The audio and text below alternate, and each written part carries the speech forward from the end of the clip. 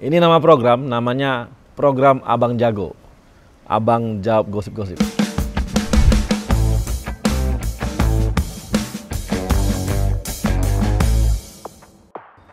Ya, gosip yang pertama itu adalah gosip. Ini saya baca di Instagram ada kiriman dari, nah ini cewek cakep nih. Namanya Alika Mets. Pertanyaannya, Bang, gimana sih di Omnibus Law itu mengenai UMKM? Katanya tambah keren atau tambah jelek nih? Nah, ini sebagai Abang Jago, gini nih jawaban gosipnya ya. Jadi setelah Abang baca-baca nih mengenai Omnibus Law khususnya untuk UMKM, ternyata untuk perizinan lebih gampang katanya untuk mengurusnya. Dulu itu butuh izin usaha lah, izin inilah, izin tempat usaha lah, izin dan sebagainya. Sekarang nggak perlu lagi nih, cukup pendaftaran aja untuk kawan-kawan UMKM. Saya kebayang dulu ya bahwa banyak sekali teman-teman saya di daerah, di Sumatera dan sebagainya, mau bangun bisnis itu sangat rumit, banyak banget izin harus mereka urus gitu. Ternyata nggak perlu banyak lagi sekarang setelah adanya pasal tersebut gitu. Nah, ini yang saya katakan ternyata memudahkan teman-teman UMKM untuk bikin bisnis.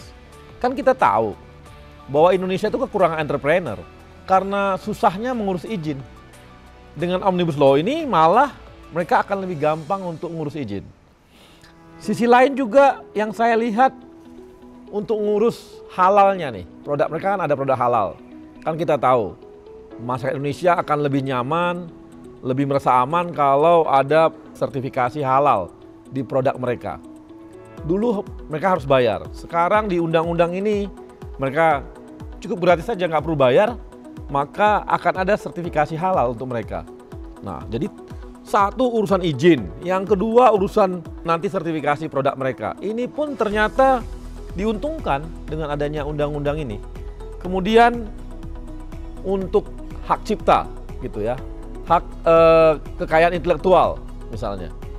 Dulu kan rumit, harus ngurus ke Jakarta, nggak kebayang tuh sama teman-teman UMKM untuk membuat yang namanya kekayaan intelektual. Mereka punya produk, mereka punya sesuatu yang bagus-bagus, mereka punya inovasi, tapi karena rumit dan bingung, bahkan harus bayar banyak gitu ya untuk ngurus hak kekayaan intelektual, sekarang lebih sederhana dan lebih gampang.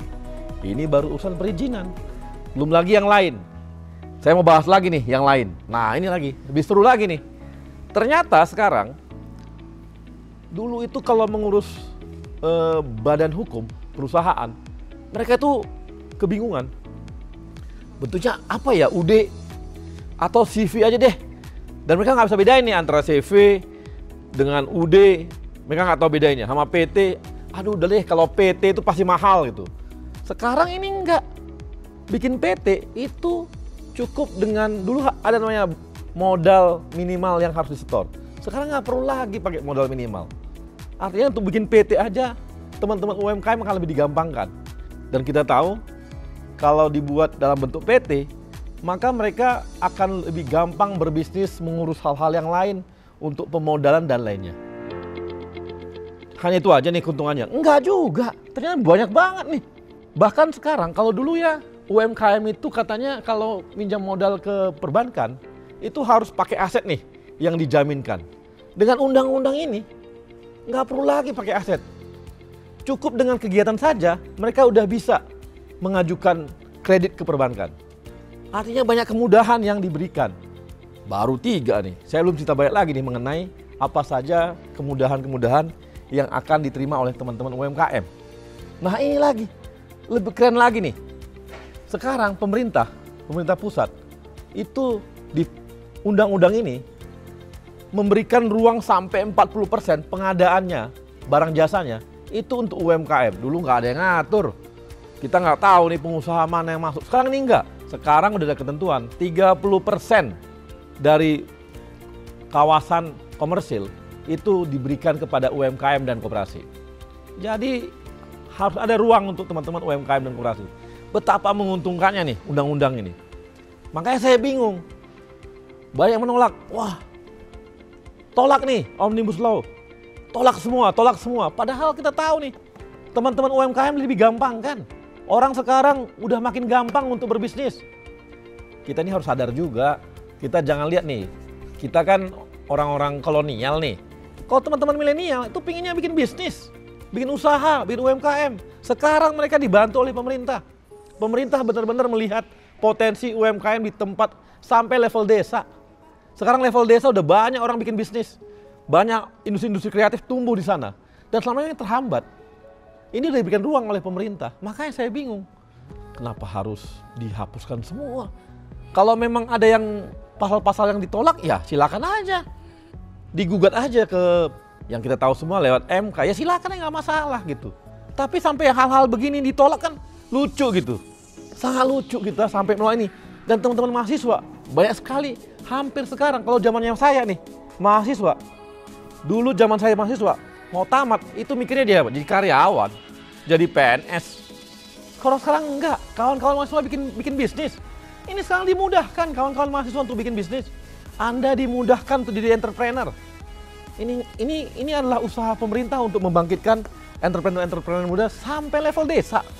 Jadi kalau dikatakan ini adalah berbahaya di mananya gitu. Akan sangat dimudahkan. Kemudahan izin, kemudahan membentuk badan usaha, kemudian kemudahan untuk pembiayaan, kemudian akses terhadap pasar, dan kemudian akses tempat usaha. Itu baru beberapa poin yang saya kemukakan, padahal banyak sekali poin-poin berikutnya yang akan bisa dipergunakan oleh teman-teman UMKM gitu. Jadi gosip-gosip terlalu jauh gitu, gosip-gosip yang ada ini gitu. Dan saya sangat menghargai kawan-kawan mahasiswa untuk aksi, demonstrasi. Tapi teman-teman mahasiswa tahu nggak mengenai begitu gampangnya di kawan-kawan bikin bisnis? Dulu susah banget orang bikin bisnis. Rumitnya bukan main. Saya dulu pertama-tama tamat aja begitu. Bikin bisnis, bikin PT, waduh modalnya berat bro. Berat banget gitu. Nah ini enggak. Inilah reformasi tahap kedua dalam birokrasi. Inilah reformasi yang dilakukan oleh Pak Jokowi tahap kedua nih. Kalau dulu kan kita 98, reformasi struktural tahap pertama. Sekarang reformasi tahap kedua nih. Dan akan makin gampang, makin mudah orang untuk mengurus perizinan atau apapun namanya itu. Dan jangan samakan dengan dulu zamannya waktu kami dulu reformasi. Zaman reformasi dulu kami nggak punya MK bos. Mau mengajukan ke undang-undang, maksudnya ada undang-undang yang salah, kami nggak ada MK-nya. Sekarang ada MK-nya. Jadi kalau ada yang kurang, ya kita ajukan. Itu proses demokrasi yang terjadi gitu. Tapi yang pasti, apakah kita mau nih menghilangkan undang-undang yang gini bagusnya untuk teman-teman yang berbisnis dan yang sangat terkenal dengan entrepreneur itu?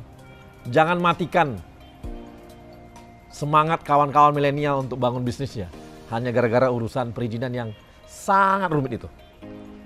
Jadi itu aja lu program pertamanya Abang Jago, dan nanti silakan bisa tanya-tanya di Instagram saya juga di arya.m.sinulinga. Pertanyaan apa saja nanti kita akan jawab dan akan masuk dalam program Ayam Jago. Kok Ayam Jago? Abang Jago. Susah kalau jadi jagoan kayak gitu. Jadi Abang Jago. Abang jawab gosip.